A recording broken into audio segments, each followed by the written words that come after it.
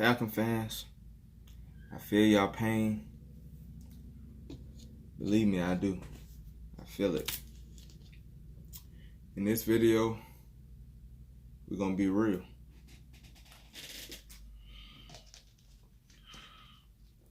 All right.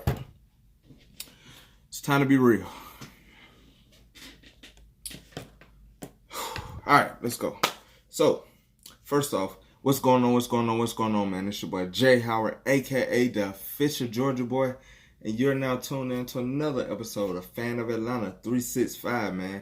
If you're watching this video, please subscribe to the channel. Like, share these videos, man. Comment if you got something to say. It will be a lot to comment on in this video, because I will be ending this video by asking y'all 3 good questions.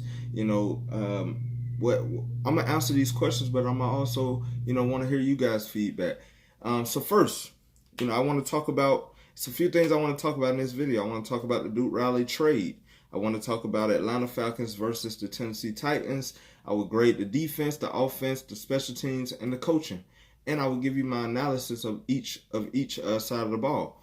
Then I want to end this video talking about, I want to ask you guys 3 questions, ask myself really 3 questions, but the question is open to everybody else as Falcon fans. I want to hear you guys' feedback as well. So let's get straight to it. So Duke Riley was traded to the Philadelphia Eagles in return of Jonathan Safran. We also gave up a 6th-round pick, and we received a 7th-round pick.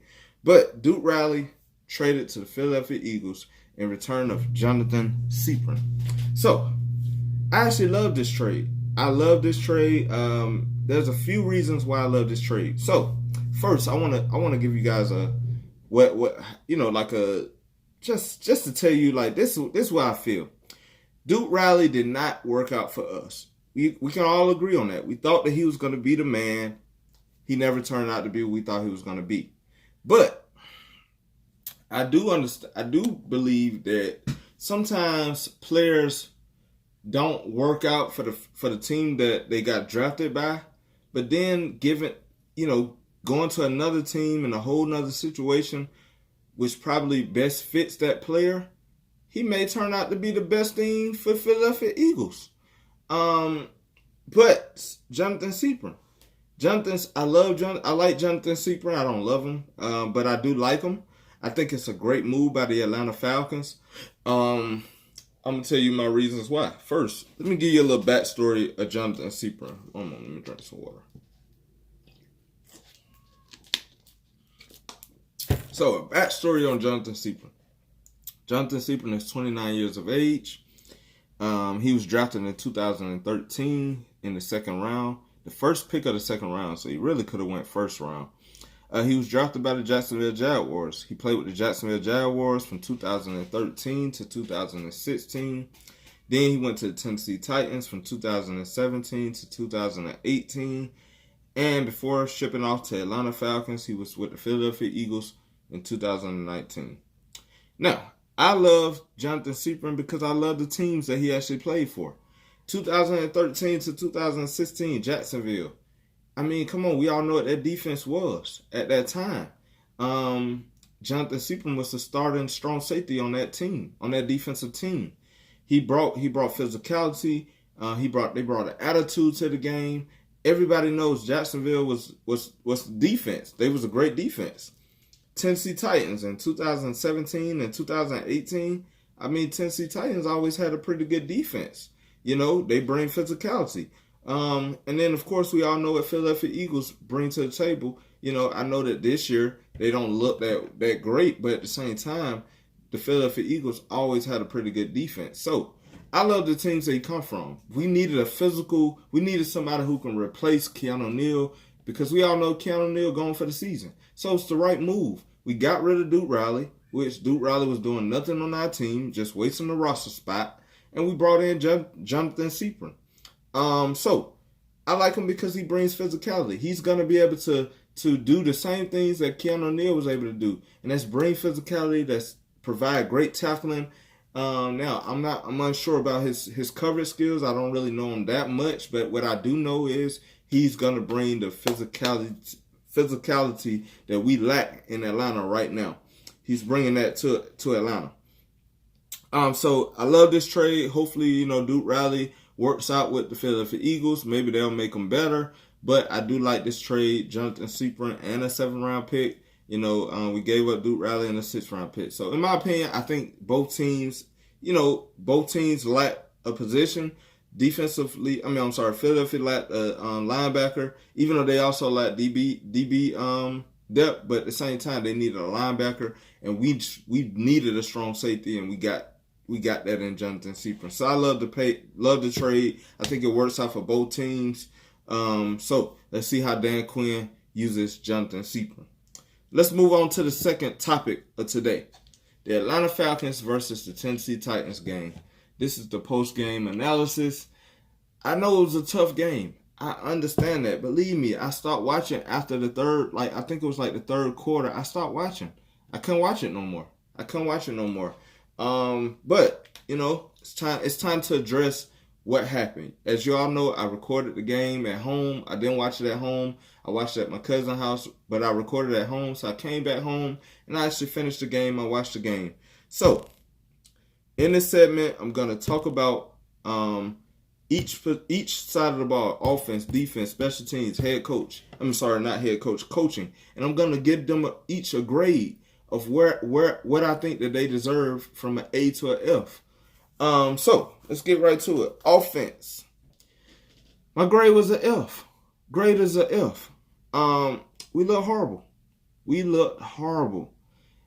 How do we have this high power offense, and we can only, muster up 10 points? 10 points? 1 touchdown? Unacceptable. We look horrible. We lack energy once again. No energy. We're at home. We got our black uniforms on. I mean, come on. We lack energy. Poor play calling. I did not like the play calling. Why are we on 3rd down and 1 sending Devontae Freeman up the middle? He haven't been able to do that all year, and we continuously keep calling the same play. Devontae Freeman up the middle on the left or on the right. Sometimes he's in shotgun. He gets the ball in the shotgun. That's the only plays we running for Devontae Freeman. We don't run nothing else other than those 2 plays. We may do like a little play where he's going to the outside, but for the most part, it's always inside. Why aren't we running any sweeps? Why Devontae Freeman, the type of running back that Devontae Freeman is, he's a running back that needs to see the field and be able to make a cut and go. He's not the up the gut type running back. Sometimes he can break, but for the most part, if it's not there, Devontae Freeman cannot wear down a defensive line or a defense going up the middle. He's not a physical type of running back like that. He doesn't have the big body. He's a short running back, so he's able to hide behind the offensive lineman. But right now, we don't have an offensive lineman that can block. That can block up the middle. We don't have a physical offensive line. So why are we keep trying to run up the gut with Devontae Freeman? We all know he's a one head concussion away from being out the rest of the season. Even Ito Smith, sometimes we'll run him up the middle. But Ito Smith, to me, what separates Ito Smith and Devontae Freeman, Ito Smith actually brings a little bit more agility, elusiveness than Devontae Freeman. Devontae Freeman, he's going to sit there and stutter and try to find a hole and try to explode through it. And a lot of times he's not able to do that because the offensive line is not allowing that to happen. Ito Smith is more of a running back. I'm going to run up the middle and make a move if I have to, but I'm going up, I'm going strong, I'm going with speed and agility. Devontae Freeman does not do that. So, offensively, we look horrible. Matt Ryan made bad decisions like he's been doing for the past few weeks. Uncharacteristic. Julio Jones bringing no energy. Offensive line not blocking. We can't establish a run game. Sanu, he's consistent. Sanu doing his thing. Calvin Ridley, we barely getting him the ball. Austin Hooper is doing a great job. I love Austin Hooper. Y'all already know that. But all in all, we look horrible.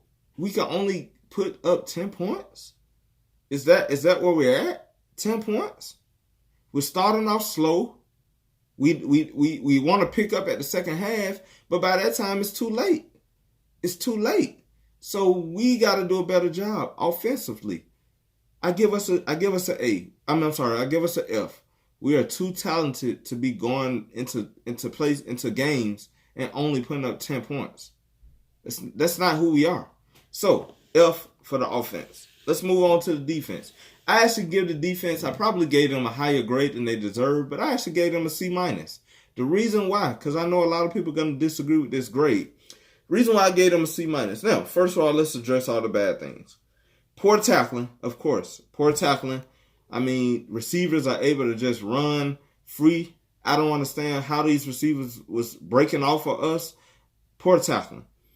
Not holding position. We saw Isaiah Oliver give up a touchdown because he didn't hold his outside position. Desmond Trufant looked horrible. Gave up a touchdown out of position. So we are not holding our position. Pat McKinley was benched for John Cominsky. And that's because he's just not holding his position. He's not filling gaps. He's losing out on the running game, trying to get to the quarterback. And when he don't get to the quarterback, it's like either the quarterback, he don't get to the quarterback, he over pursue for the quarterback, but the running back got the ball, or when he try to play his run gap, now the quarterback got the ball. So it's like Pat McKinley right now, he looking lost. He's not playing the right way. And so he was benched for John Cominsky.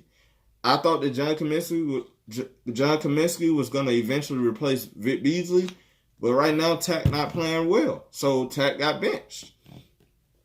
Now, I did see a few things that did stand out to me. First, DeAndre Campbell looked great this game. He was everywhere on the field. He was making tackles. He kind of had good coverage, but of course he can't play by himself. He cannot play by himself. Another thing that stood out to me as far as the defense, and the reason why I gave them a C-. A lot of people won't realize this because the way we played the whole game, Tennessee got up on us. They scored. To tell you the truth, Tennessee Titans scored all their points in the first half. Second half, we shut them out. We gave up 28 points, if I can remember right. I think it was 28. I can't remember the score. But whatever, I think it was 24. 24 points. The defense did give up 24 points in the first half. But second half, they pitched a shutout. The offense never put the ball in the end zone. So I really give the defense a C-, even though, we could have played a lot better. But at the same time, second half, that shows me that we adjusted. We readjust. We did something different. Did it work out in the aftermath? Probably not. But at the same time, can you blame the defense if they're going out there shutting teams down in the second half and the offense don't do nothing in the first half, don't do nothing in the second half? So I kind of give the defense a higher grade, C-. Now let's get to special teams. I give the special teams an F. A F, big fat F. Kick return, punt return, we looked horrible. First tackle down there, we getting stuffed. Kick return, punt return, whatever. It just wasn't our day. But what really made me mad, Matt Bryant missed another field goal. We know that this is not Matt Bryant, but maybe it is. Maybe it's starting to be Matt Bryant. He's missing a field goal, he's making a field goal. At the end of the day, we really should have put up 16 points, I guess. But at the same time, offense got to do better. Special teams got to give us better field position. I mean, come on, man. Come on. So, F for the special teams. Last category, coaching. Big fat F. A big fat F. First, Dan Quinn. I'm frustrated with Dan Quinn right now. I like Dan Quinn, but I'm frustrated with you, man. First, my problem with Dan Quinn. Maybe you need to just be a defensive coordinator. Maybe head coaching is just too much on your plate. The reason why I say that is because defensively, hey, you're doing better than the offense. But at the same time, we coming out in the first half and we just giving up a whole bunch of points. We made Mariota have his best game of the season. Dalvin Cook probably had his best game of his career. Jacoby Brissett probably had his best game of his career. The Philadelphia Eagles, we was really a catch away from losing that game. Dan Quinn, we got to play better. These defensive players are going out here missing tackles, not playing their gaps, going out here fluking it up every week, and you keep allowing them to go back on that field and just it's like you're not giving these players a reason to play hard. They know that if I'm a starter, I ain't worried about it. I ain't got nobody. I ain't looking over my shoulder. We got to start being a little bit more, showing a little bit more intensity, Dan Quinn. I need to see you getting in these players' faces when they going out there fluking it up. I need to see more energy from you. I don't think I see you doing this. Hey, you giving them the fist bump, bro. Come on, man. We gotta. If we want to be a top 5 defense, we can't keep going out there looking soft.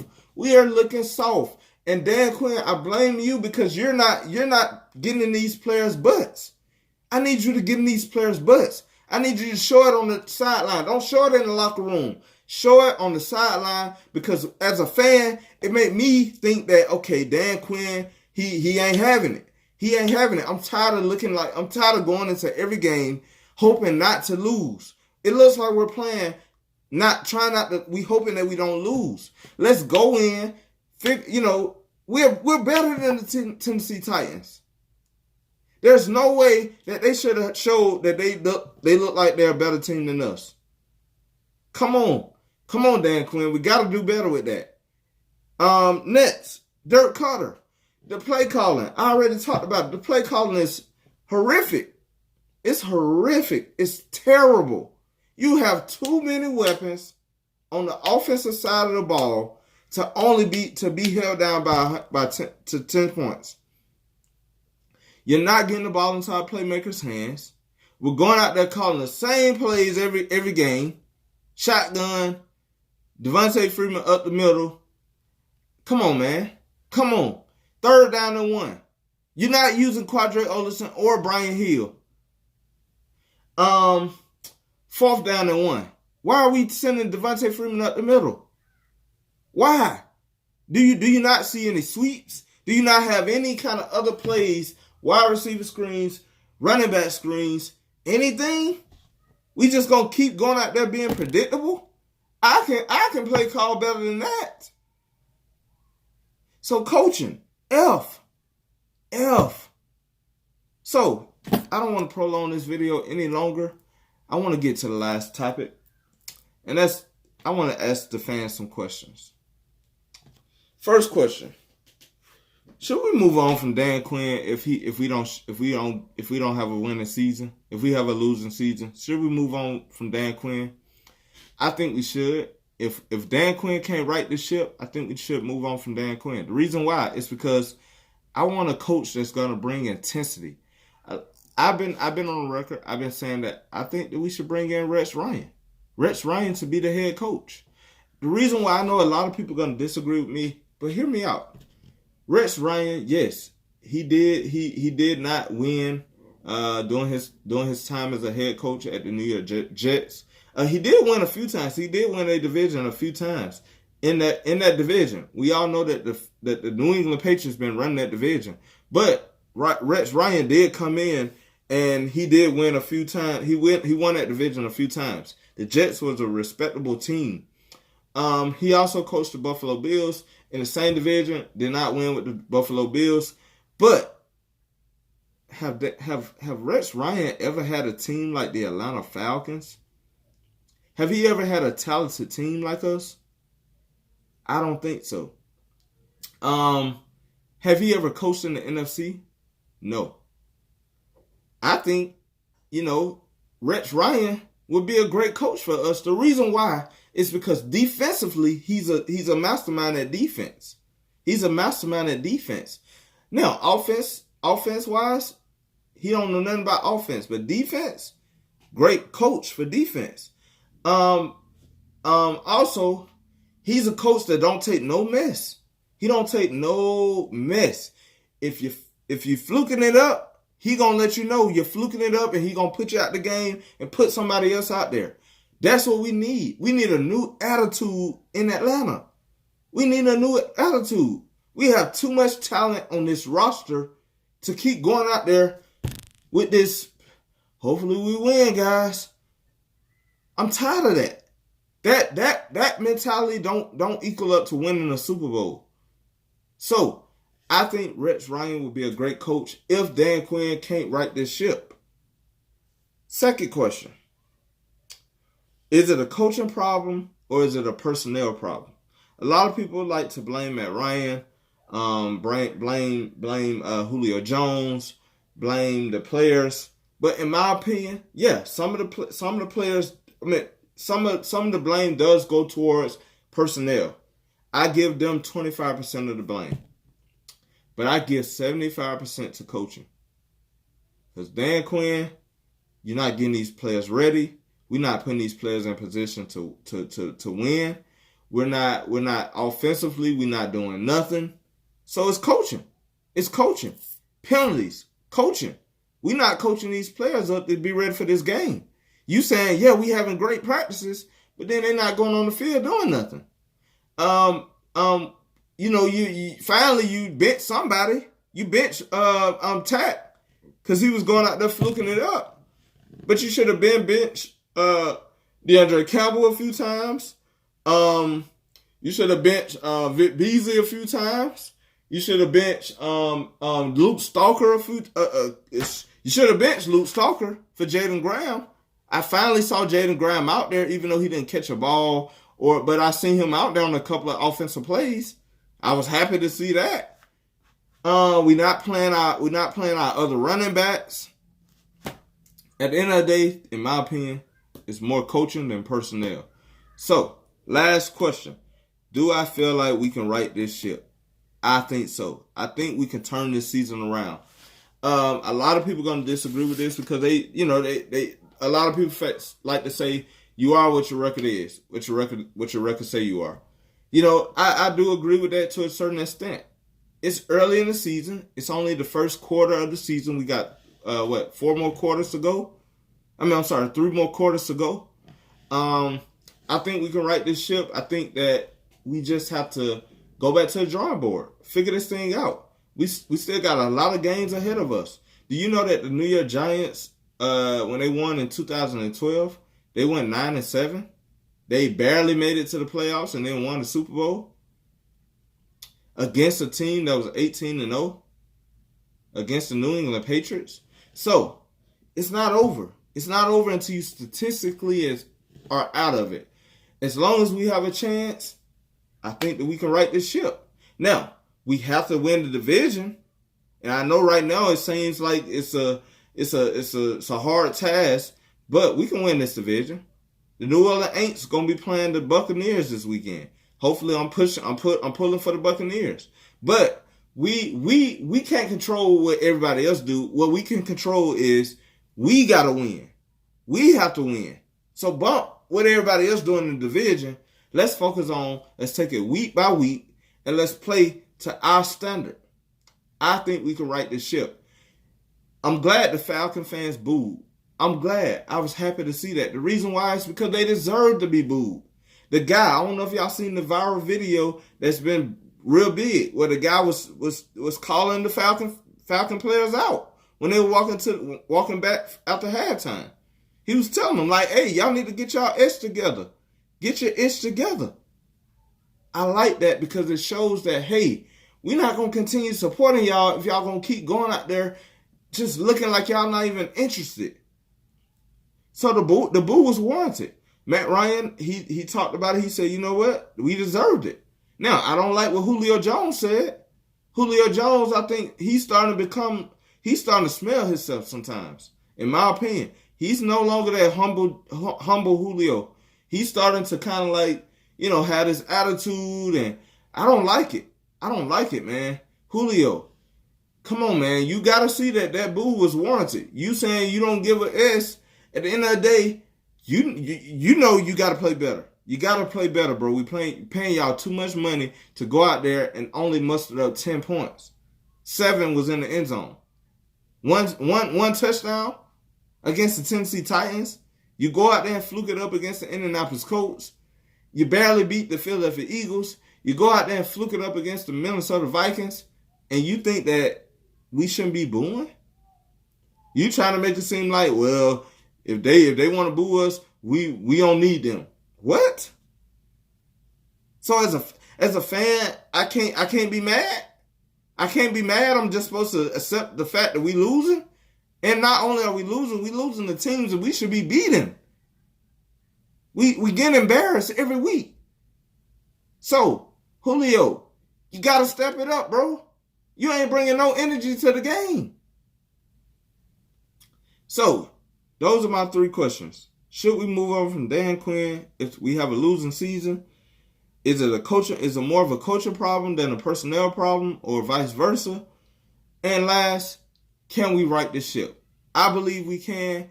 I'm gonna stick with us. You know, I'm a true Falcon fan, and it ain't over until it's over.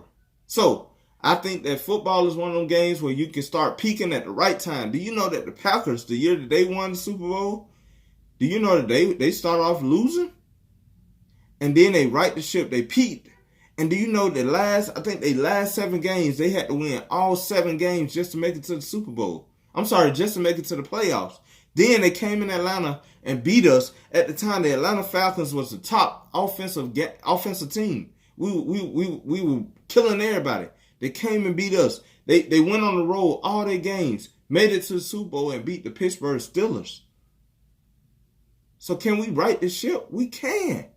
We can right this ship. We can turn this thing around. So I believe in us. Hopefully y'all believe in us. Like I said, man, please don't forget to subscribe to the channel. Like this video. Comment, please, if you got something to say. If you have an opinion, please comment. Share these videos. Get the word out. You know, hopefully I'm progressing. I'm trying to progress. I'm still trying to learn this thing. You know, one day I want to be able to go live. I want to be able to edit these videos. But until then, right now, this is what it is. This is what it is. I want to bring more excitement to the show. But as I grow, please, I hope that you're here to grow with me. In Brotherhood, I trust. Rise Up Nation. You know, it's been another episode of Fan of Atlanta 365. It's been your boy Jay Howard, a.k.a. the official Georgia boy. Hey, I see y'all in the next video. The next video will be airing to, you know, talk about what the keys to the dub against the, who we playing next? The Houston Texans at the Texans. So, hey, man, hope to see y'all there. Please subscribe to this channel, man. Hey, I'm out.